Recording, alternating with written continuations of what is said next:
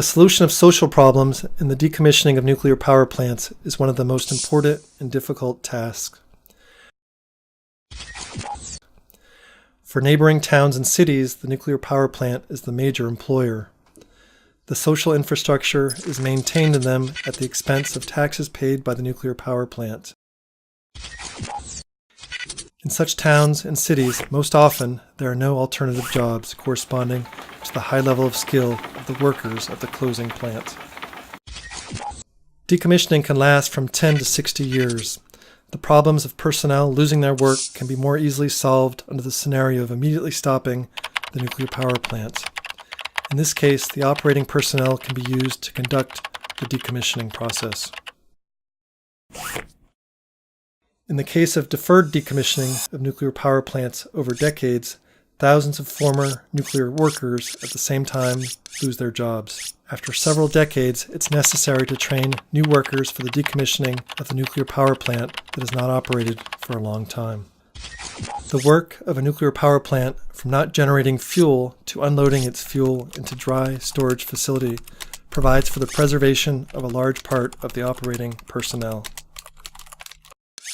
Later, during the deactivation and dismantling of equipment, about 1/3 of the operating personnel can be retained for this process. During the construction of the storage facility and enterprises for processing radioactive waste and spent nuclear fuel, new jobs, that is, builders and installers, will be required. Operational personnel from the decommissioned nuclear power plant can in part also be used. It is advisable to solve the social problems before the actual stopping of the nuclear power plant. In part, this problem is solved by restructuring of departments of the nuclear power plant. Those departments capable of independent businesses can be transformed into autonomous enterprises. For example, a motor transport shop or an experimental design bureau, etc. In Germany, during the decommissioning of the nuclear power plant Nord, its personnel, with the assistance of social psychologists, were divided into the following groups: those workers who remained to conduct the decommissioning, those workers who underwent retraining for work in the decommissioned nuclear power plant output or at other enterprises, and those workers who retired or who took early retirement.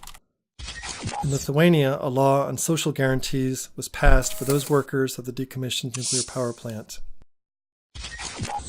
These activities provided for social stability and ensured the smooth operation of the decommissioning process. In summary, careful planning and monitoring is essential for solving the social problems and providing for nuclear and radioactive safety of the decommissioned nuclear power plant.